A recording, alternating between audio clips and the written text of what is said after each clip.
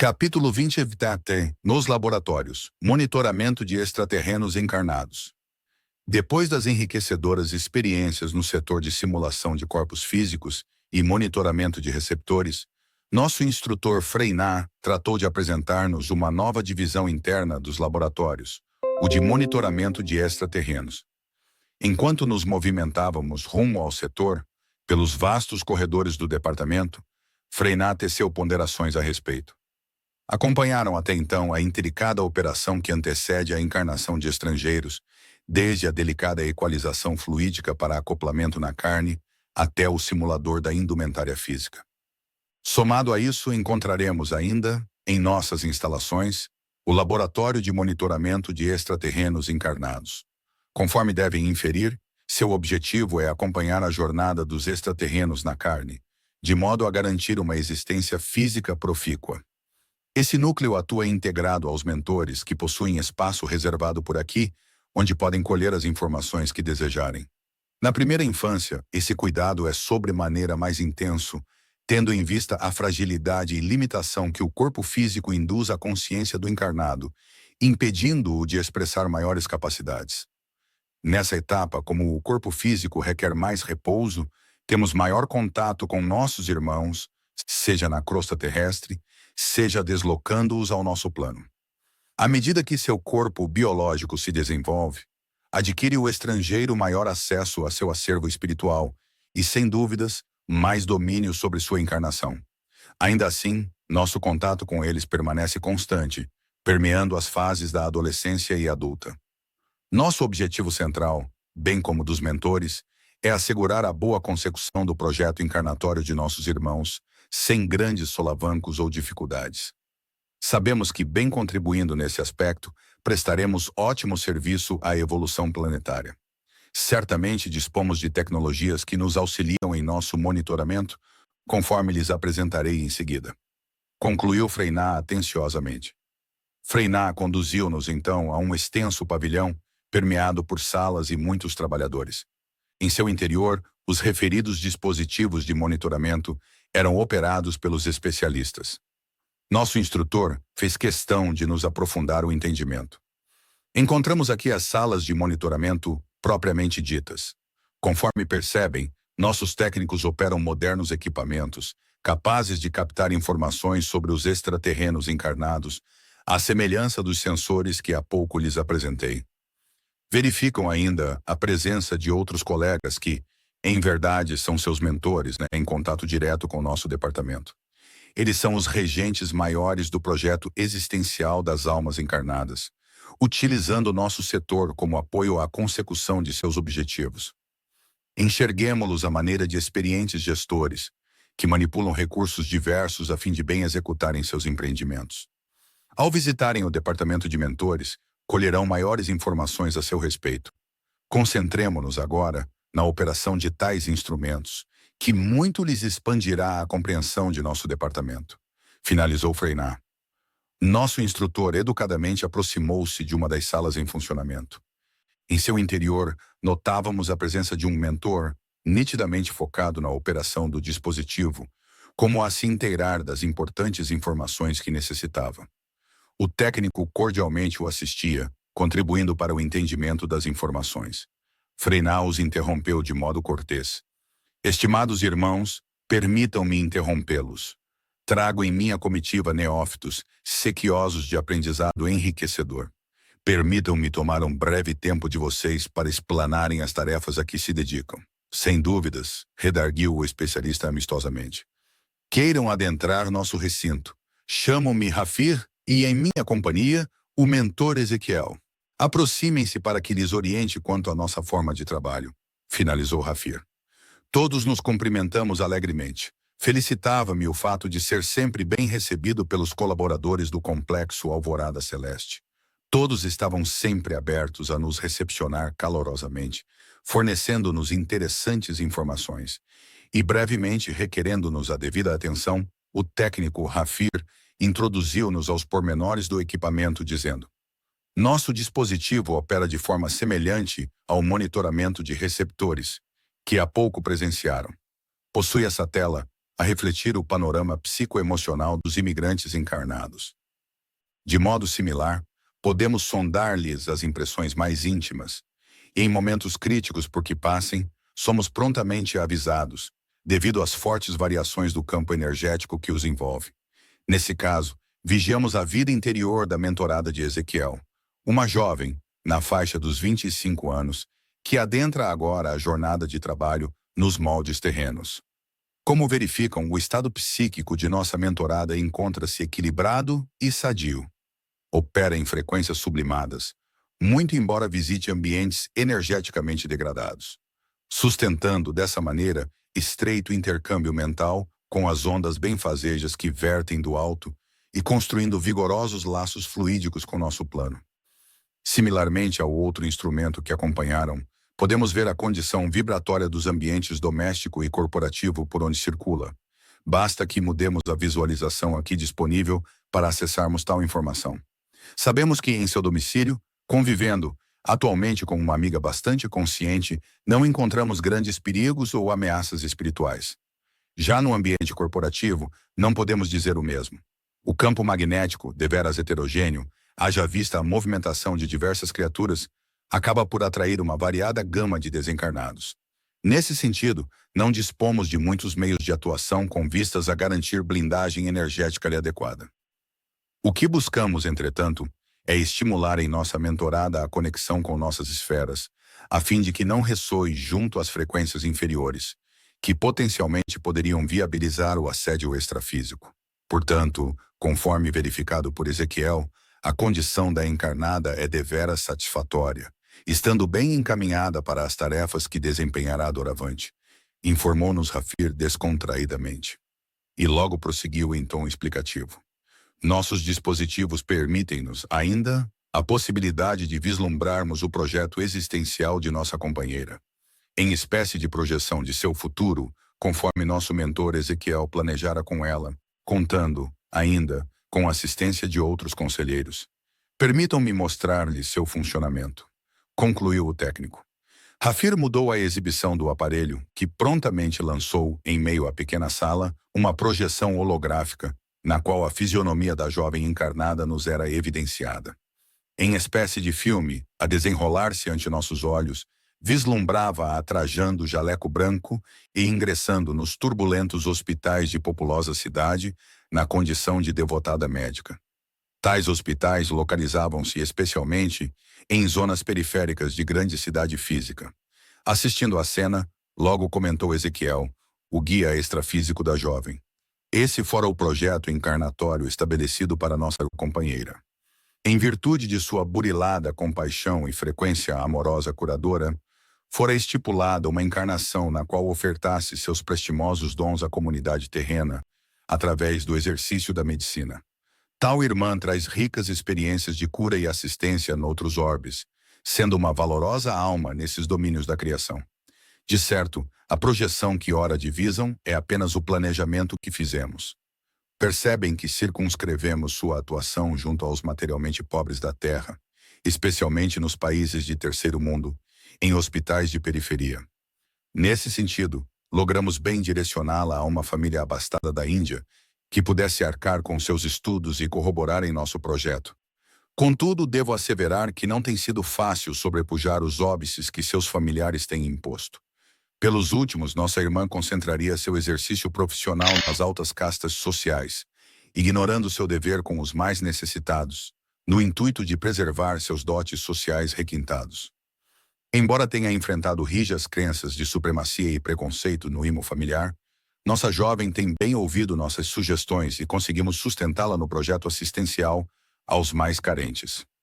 De certo, não fruirá das honrarias terrenas a que muitos se dedicam. Contudo, cumprirá seu nobre objetivo de espelhar valores de humildade e de caridade aos mais miseráveis. Para a própria família que a acolhera, inspirar-lhes tais valores significaria sublime aprendizado. Pois que, por séculos, tais espíritos que ora se apresentam à feição de pais, irmãos, tios e primos, demoram-se em empreitadas essencialmente materialistas, propelidos pela ganância e supremacia nos altos patamares sociais. Foram-lhes concedida encarnação na Índia, país altamente espiritualizado que secularmente resiste ao materialismo aviltante, a fim de que acessem as valiosas virtudes espirituais da humildade e equanimidade. E, em missão de resgate de tais companheiros, enviamos nossa querida mentorada a funcionar como senda reluzente no processo evolutivo de tais criaturas. Disse-nos Ezequiel. Em meio às interessantes explanações de Ezequiel, não tardei em perguntar-lhe a respeito das investidas sofridas por nossa irmã, no sentido de sustentar seus ideais mais nobres. Sabemos, Ezequiel, o quão difícil é para um encarnado resistir às admoestações de seu meio, especialmente quando nos referimos às facilidades e honrarias da matéria. Como puderam assistir tal companheira nesse sentido? Perguntei. Para muitos de nós, seria difícil resistir à influência familiar, contrapondo-se à vontade de pais e outros. Todavia, nossa irmã possui uma consciência deveras desprendida da condição terrena mais rasteira. Ainda que receba tais investidas, não se revolta, nem adquire postura defensiva e julgadora dos colegas familiares. Interpreta-os à condição de cegos, necessitados de luminosidade maior, pois que não contactam ainda as virtudes superiores da caridade e da misericórdia, que, por sua vez, conferem à alma condição pacífica e plena. Conhecem apenas as pesadas vibrações comandadas pelo ego adoecido, nas quais devem ser superiores, sobrepujando materialmente as demais criaturas, exercendo seu poderio e domínio por onde passem. São criaturas deveras frágeis e insensatas, visitando secularmente as zonas de sofrimento em virtude de tal morbidez consciencial. Permitam-me avançar no planejamento encarnatório de nossa companheira, finalizou Ezequiel. Hafir deu seguimento à animação. Dessa vez, contemplávamos nossa irmã ingressando nos subúrbios perigosos de populosa cidade indiana. À medida que caminhava, sua aura ampla e fulgurante afugentava os espíritos trevosos do local, tal qual luz de alta potência, eliminando a escuridão da noite. Conforme desempenhava seu excelso ofício, atendendo e socorrendo os necessitados, caudaloso fluxo magnético vertia das alturas, buscando-a como se a jovem aterrasse à energia superior, à maneira de generoso canal que leva água aos mais sedentos. Enquanto sanava os corpos físicos dos feridos ou debilitados, estes sequer desconfiavam da imensa torrente luminosa a beijar-lhes o campo sutil moribundo e fraquejado. Era tal qual imensa tocha incandescente que, generosamente, ofertava seu calor e luz para acender outras tochas diminutas. Assim transcorreria grande parte da encarnação da jovem. Próximo aos seus 34 anos de idade, conheceria seu futuro marido, também médico e preparado em nosso plano para a descida na carne, e com ele formaria família na terra, a fim de acolherem almas necessitadas. Nesse caso, seriam espíritos de planos inferiores que concordaram em ajudar.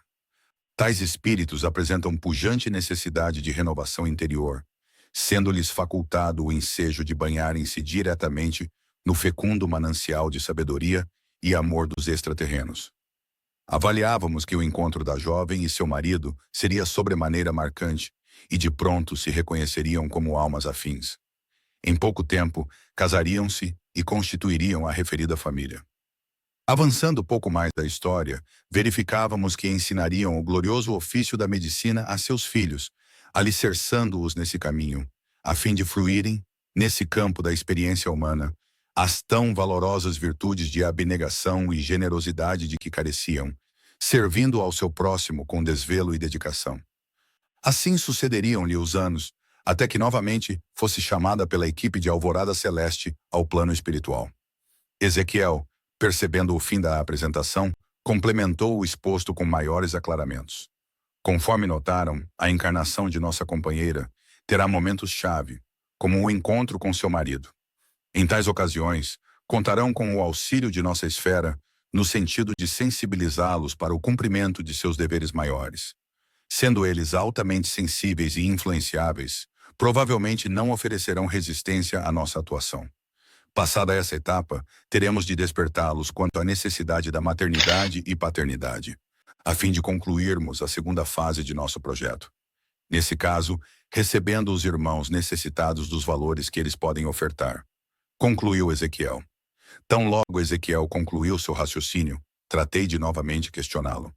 As vibrações dissidentes dos espíritos menos esclarecidos poderiam induzir a rejeição por parte dos extraterrenos? Sabemos que não vibram na mesma faixa deles.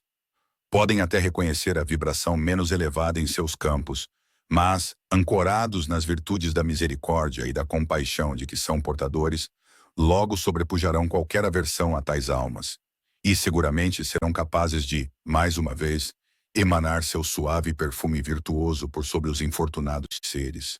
Redarguiu Ezequiel de forma clara e resoluta. Quão elevado o desempenho encarnatório dos extraterrenos! Traziam eles capacidades invejáveis, que certamente teríamos muitas dificuldades em exercer. Alegrava-me por colher aquelas vivências tão importantes para minha evolução. Nossa reunião fluía aprazivelmente, e mais uma vez questionei Ezequiel, ante as dúvidas que me rondavam o imo. Em caso de desvio no projeto que traçaram, como proceder com a consciência encarnada? Ótima pergunta, respondeu Ezequiel. Sabemos que muitas intercorrências podem desviar nosso programa encarnatório inicial. Nesses casos, o que fazemos é trazer o irmão encarnado ao nosso plano e apresentar-lhe nova rota existencial, tal qual o dispositivo de navegação que, deparando-se com um caminho bloqueado, busca outro para acercar-se de seu destino. Devo enfatizar que, de modo geral, pelo que temos experimentado, as falências nos projetos existenciais ocorrem mais por parte dos coadjuvantes do que propriamente pelos atores principais extraterrenos. No caso de nossa irmã, por exemplo, portando seus ideais avessos às concepções tradicionais da família, poderia ela enfrentar forte resistência por parte deles, e mesmo negar-se a financiar seus estudos eventualmente. Nessa ocasião, deveríamos estabelecer novas formas de contribuição com a companheira, alterando-lhe, provavelmente, o projeto encarnatório. Por isso, em nosso laboratório, somos capazes de simular probabilidades de realização de eventos futuros nos programas existenciais, dirimindo o risco de fracassos encarnatórios.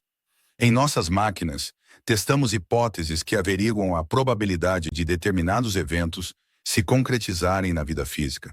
Nesse modelo, levamos em consideração principalmente o cabedal evolutivo dos atores envolvidos.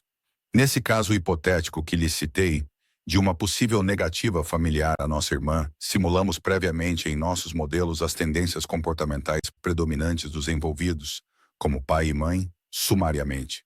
E avaliamos que, apesar das dissensões evidentes, não enfrentaríamos riscos de rompimento da relação afetiva com a filha, abandonando-a à própria sorte num caso extremo. Portanto, poderíamos prosseguir com seu programa existencial, tendo eles como genitores de nossa irmã, pois estariam bastante propensos a contribuir conosco. Quando fatos inesperados acontecem, examinamos o campo de possibilidades disponíveis em torno do encarnado, como familiares, amigos ou pessoas próximas que possam facultar-nos novas rotas de execução dos projetos existenciais. Com os simuladores aqui presentes, logramos executar tais estudos com facilidade, concluiu Ezequiel resolutamente. Impressionava-me tamanha organização dos projetos existenciais de nossos estrangeiros.